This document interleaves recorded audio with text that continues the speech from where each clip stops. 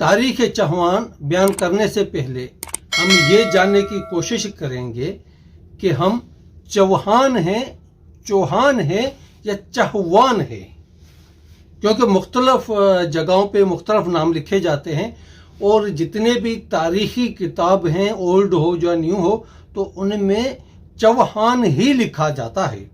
लेकिन सिंध और पंजाब में चहवान और चौहान लिखा जाता है।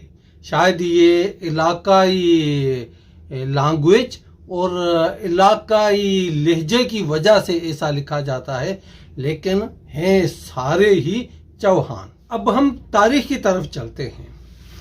इस वीडियोज़ में तारीख चौहान के तकरीबन 6 वीडियोज़ बनेंगी, जो चौहानों के इब्तदा से लेकर और चौहानों के रिहायशी सरजमीन से लेकर पृथ्वीराज चौहान तक का जिक्र किया जाएगा और इसके बीच में जितनी रियासतें हैं, जितने शहर, जितने रियासतें चौहानों ने बनाई, उस सब का जिक्र किया जाएगा। और मुख्तलफ तारीख दानों के किताबों में ये बातें निकाली जाएंगी और उन किताबों का हवाला और तारीख दानों का नाम भी हवाले तौर पे दिया जाएगा, जिसमें हम रणथंभौर के चौहान, जालूर के चौहान, सरोही के चौहान और राजस्थान के चौहानों का और भी छोटी बड़ी रियासतों का जिक्र करेंगे जो चौहानों ने बनाई थी। तारीख चौहान के बारे में ये हमारी वीडियो नंबर 1 है। इसमें हम बात करेंगे कि चौहान ख़ानदान कहाँ से आया और इसके बारे में तारीखदान क्या कहते हैं, और वो सरजमीन भी ढूंढेंगे जहाँ पे सबसे पहले चौहान ख़ानदान बसा या बसाया गया। वो सरजमीन कौन सी हैं? मैं हूँ हाजी सुमार चौहान और आप सब लोगों को वॉइस ऑफ चौहान टीवी में वेलकम किया जाता है। तारीख चौहान एक सवाल से शुरू करते हैं। सवाल नंबर 1, क्या चौहान आग की पैदाश है, यानी कि क्या अग्निवंश है? सवाल नंबर 2, क्या चौहान सूर्या के खानदान से हैं, जिसे हिंदी में सूर्या वंश कहा जाता है? सूर्या वंश वो जगह है जहां पर भगवान राम पैदा हुए थे। सवाल नंबर 3, क्या चौहान ब्राह्मण खानदान से हैं? सवाल नंबर 4, क्या चौहान इंद्र भगवान के खानदान से हैं? सवाल नंबर 5, क्या चौहान किसी और खित्ते से आके हिंद में बस गए हों, यानी कि वो हिंदुस्तान के नहीं है, किसी और मुल्कों से हिजरत करके हिंदुस्तान में आए और वहां बस गए? ये वो अलग अलग सवालात हैं जो मुख्तलफ तारीख दानों ने लिखे हैं, जो हिंदुस्तान के कदीमी ये तारीख दानों का अलग अलग ख्याल है कि चौहान कहाँ से आए हैं। अब हमें इनका जवाब ढूंढना है, जिसके लिए हमें तारीख के वर्क खोलने पड़ेंगे और बहुत पीछे तक जाकर हिंदुस्तान की तारीख में चौहानों को ढूंढेंगे कि चौहान कहाँ से आए, कहाँ पैदा हुए और चौहानों की सरजमीन कौन सी थी जहाँ से ये जाहिर हुए, आए, या वहाँ की जहाँ के ये पैदाश है। जैसे कहा जाए कि इब्तदाई चौहान इब्तदाई दौर में यहाँ से ही निकले थे, उनका अपना ये मुल्क था या शहर था। कदीम से लेकर आज तक जो तारीखदान रहे हैं उन सब का मुख्तलफ ख्यालात हैं। किसी ने कहा है कि चौहान अग्निवंश हैं, सूर्यवंश हैं, भगवान इंद्र के खानदान से हैं, या ब्राह्मण हैं, या बाहर से आए हुए हैं हिजरत करके। ऐसे और भी बहुत से उन्होंने ख्यालात दिखाए हैं, लेकिन हम तारीख के वर्क खोलेंगे और तकरीबन पीछे जाएंगे, वहाँ से शुरुआत करेंगे कि हमें कहाँ जाके सबूत मिलते हैं कि चौहान कहाँ की पैदाश है और कहाँ से आए और कैसे वजूद में आए। और बहुत से तारीखदानों का ये भी दावा है कि चौहानों को अलग अलग जातियां मिलाकर एक ही जात बनाई गई थी जिसको चौहान कहते हैं। लेकिन इस पे ज़्यादा बहस नहीं हुआ, क्योंकि इस बात को एकदम ही जैसे तारीखदानों ने ये थ्योरी पेश की तो उनकी मुखालफत होने लगी, तो ऐसा नहीं है। तो इस बात में हम ज़्यादा चर्चा नहीं करेंगे। हम सबसे पहले इस बात का जिक्र करेंगे कि चौहानों को, जो ज़्यादा बात मशहूर भी है कि चौहान अग्निवंश हैं, यानी आग की पैदाश हैं। इस बात पे हम तारीख में जाएंगे। और सबसे पहले इस कहानी को शुरू करने से पहले हम उन तारीखदानों का जायजा लेंगे जिन तारीखदानों ने इस वाक़ये को पेश किया। सबसे पहले तारीखदान आता है चंद बरदाई, जिसने पृथ्वीराज रासू किताब लिखी थी। और इस साहब का मानना है कि चौहान अग्निवंश हैं, यानी आग से पैदा हुए हैं। और इसी साहिब ने अपने तारीख की किताबों में ये साबित करने की कोशिश की है और ये सारे वाक़ियात पेश किए हैं कि चौहान अग्निवंश हैं। चंद बरदाई पृथ्वीराज चौहान के करीबी रिश्तेदार है।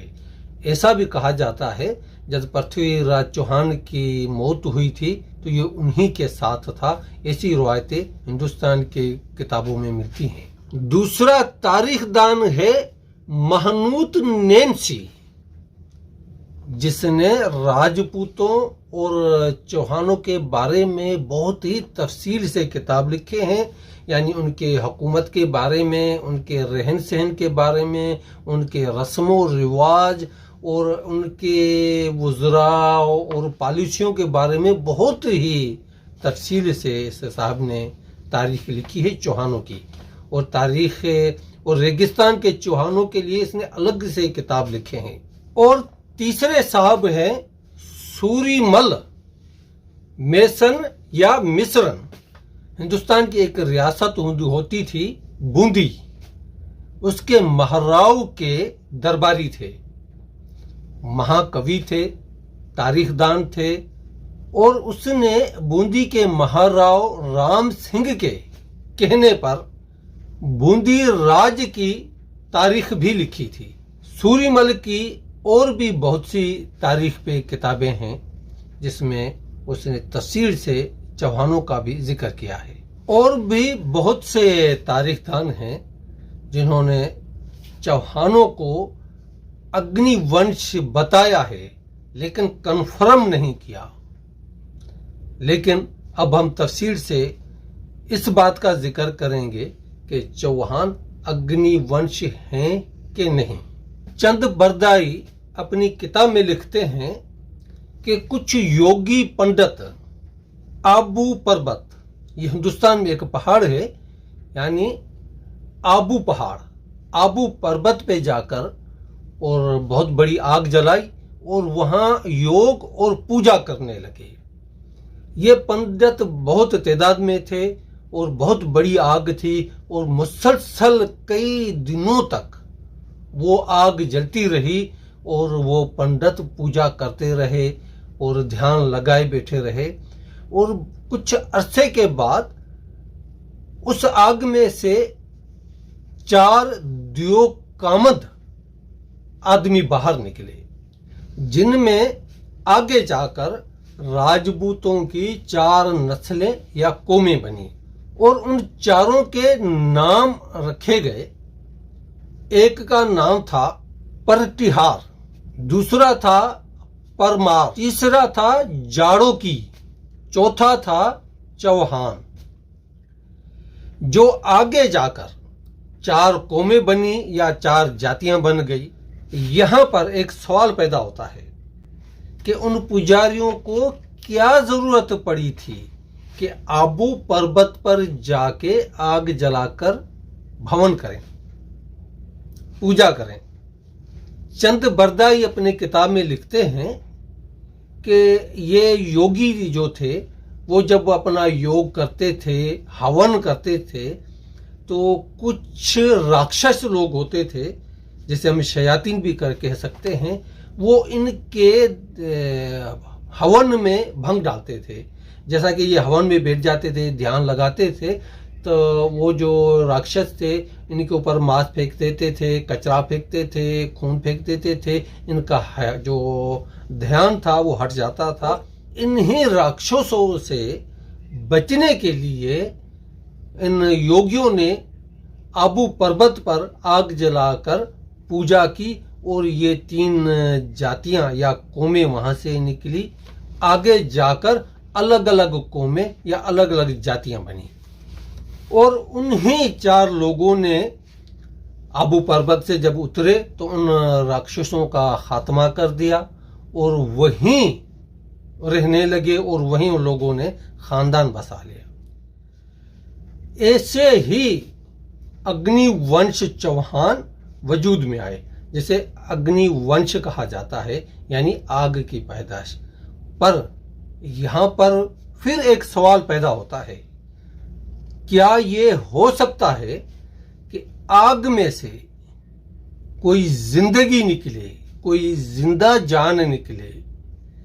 इस पर बहुत बहस हुआ तारीखदानों ने और मुफस्सरीन ने, और जो भी इस शोबे से वाबस्ता थे, सब ने अपनी अपनी थ्योरी, अपनी अपनी सोच वहां पेश की और इस वाक्य को झुटला दिया, ये कहकर कि ये एक बनाई हुई कहानी है जो पुराने जमाने से चलती आ रही है, इसमें कोई हकीकत नहीं है।